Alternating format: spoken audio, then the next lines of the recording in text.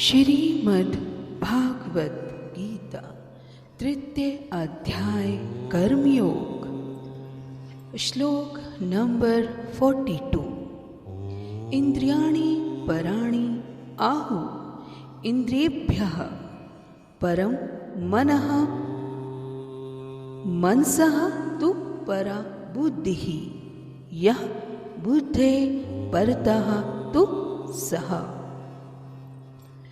इंद्रियाणि इंद्रियों को, पराणि श्रेष्ठ, आहु कहा जाता है इंद्रियेभ्य इंद्रियों से बढ़कर, परम श्रेष्ठ मनः मन, मनसः मन की अपेक्षा, तु भी परा श्रेष्ठ, बुद्धि बुद्धि यह जो, बुद्धे बुद्धि से भी परतः श्रेष्ठ, तो किंतु सह वह। कर्मेंद्रियां जड़ पदार्थ की अपेक्षा श्रेष्ठ हैं, मन इंद्रियों से बढ़कर है, बुद्धि मन से भी उच्च है और वह आत्मा बुद्धि से भी बढ़कर है। तात्पर्य: इंद्रियां काम के कार्यकलापों के विभिन्न द्वार हैं। काम का निवास शरीर में है, किंतु उसे इंद्रिय रूपी झरोखे प्राप्त हैं। अतः कुल मिलाकर इंद्रियां शरीर से श्रेष्ठ हैं। श्रेष्ठ चेतना या कृष्ण भावनामृत होने पर ये द्वार काम में नहीं आते। कृष्ण भावनामृत में आत्मा भगवान के साथ सीधा संबंध स्थापित करता है। अतः यहाँ पर वर्णित शारीरिक कार्यों की श्रेष्ठता परमात्मा में आकर समाप्त हो जाती है। शारीरिक कर्म का अर्थ है इंद्रियों के कार्य और इन इंद्रियों के अवरोध का अर्थ है सारे शारीरिक कर्मों का अवरोध। लेकिन चूंकि मन सक्रिय रहता है, अतः शरीर के मन तथा स्थिर रहने पर भी मन कार्य करता रहता है। यथा स्वप्न के समय मन कार्यशील रहता है, किंतु मन के ऊपर भी बुद्धि की संकल्प शक्ति होती है और बुद्धि के भी ऊपर स्वयं आत्मा है। अतः यदि आत्मा प्रत्यक्ष रूप में परमात्मा में रत रहे तो अन्य सारे अधीनस्थ यथा बुद्धि, मन तथा इंद्रियां स्वतः रत हो जाएंगे। कठोपनिषद में एक ऐसा ही अंश है जिसमें कहा गया है कि इंद्रिय विषय इंद्रियों से श्रेष्ठ है और मन इंद्रिय विषयों से श्रेष्ठ है। अतः यदि मन भगवान की सेवा में निरंतर लगा रहता है तो इन इंद्रियों के अन्यत्र रत होने की संभावना नहीं रह जाती। इस मनोवृत्ति की विवेचना की जा चुकी है। परम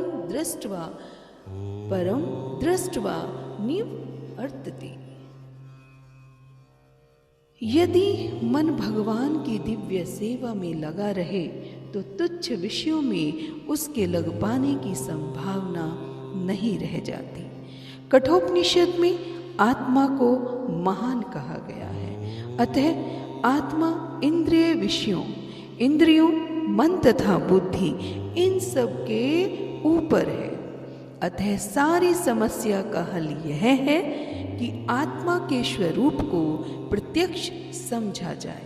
मनुष्य को चाहिए कि बुद्धि के द्वारा आत्मा की स्वाभाविक स्थिति को ढूंढे और फिर मन को निरंतर कृष्ण भावनामृत में लगाए रखे। इससे सारी समस्या हल हो जाती है। सामान्यतः नवदीक्षित आध्यात्मवादी को इंद्रिय विषयों से दूर रहने की सलाह दी जाती है, किंतु इसके साथ साथ मनुष्य को अपनी बुद्धि का उपयोग करके मन को सशक्त बनाना होता है। यदि कोई बुद्धिपूर्वक अपने मन को भगवान के शरणागत होकर कृष्ण भावनामृत में लगाता है तो मन स्वतः सशक्त हो जाता है। और यद्यपि इंद्रियां सर्प के समान अत्यंत बलिष्ठ होती हैं, परंतु ऐसा करने पर वे दंत विहीन सांपों के समान अशक्त हो जाएंगी। यद्यपि आत्मा, बुद्धि, मन तथा इंद्रियों का भी स्वामी है, यद्यपि आत्मा, बुद्धि, मन तथा इंद्रियों का भी स्वामी है, तो भी जब तक इसे कृष्ण की संगति के द्वारा कृष्ण भावनामृत में सुदृढ़ नहीं किया जाता या नहीं कर लिया जाता, तब तक चलायमान मन के कारण नीचे गिरने की पूरी संभावना बनी रहती है। The working senses are superior to dull matter. Mind is higher than the senses. Intelligence is still higher than the mind, and he, the soul, is even higher than the intelligence. Purport: the senses are different outlets for the activities of lust. Lust is reserved within the body, but it is given vent, यानी बाहर निकाल देना, VENT, vent, through the senses. Therefore, the senses are superior to the body as a whole. These outlets are not in use when there is superior consciousness or Krishna consciousness. In Krishna consciousness, the soul makes direct connection with the Supreme Personality of Godhead. Therefore, the hierarchy, Anukram, hierarchy of bodily functions as described here ultimately ends in the Supreme Soul. Bodily action means the functions of the senses, and stopping the senses means stopping all bodily actions. But since the mind is active, then even though the body may be silent and at rest, the mind will act as it does during dreaming. But above the mind is the determination of the intelligence, and above the intelligence is the soul proper. If therefore the soul is directly engaged with the Supreme, naturally all other subordinates, namely the intelligence, mind and senses, will be automatically engaged in the Katha Upanishad.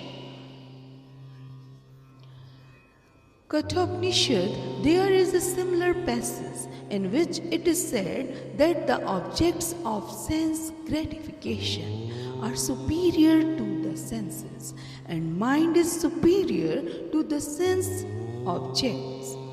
If therefore the mind is directly engaged in the service of the Lord constantly, then there is no chance that the senses will come engaged in other ways. This mental attitude has already been explained. Param drashtva nivartati. Param drashtva nivartati.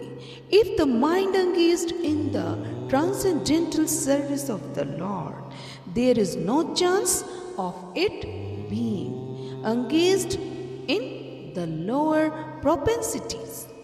In the Kathopanishad, the soul has been described as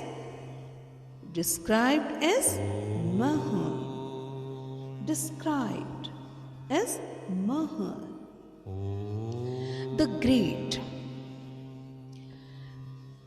Therefore, the soul is above all, namely the senses, objects, the senses, the mind and the intelligence. Therefore, directly understanding the constitutional position of the soul is the solution of the whole problem. With intelligence one has to seek यानी मांगना, ग्रहण करना, out the constitutional position of the soul, and then engage the mind always in Krishna consciousness. That solves the whole problem. A neophyte. Neophyte is spirituality. Spirituality is generally. A spiritualist is generally advised to keep aloof from the objects of the senses.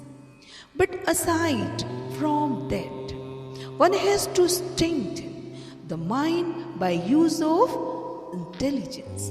If by intelligence one engages one's mind in Krishna consciousness, by complete surrender unto the Supreme Personality of Godhead, then automatically the mind becomes stronger, and even though the senses are very strong like serpents, they will be no more effective than serpents with broken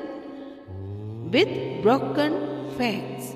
But even though the soul is the master of intelligence and mind and the senses also, still unless it is strengthened by association with Krishna in Krishna consciousness, there is every chance of the falling down due to the agitated mind. Shrimad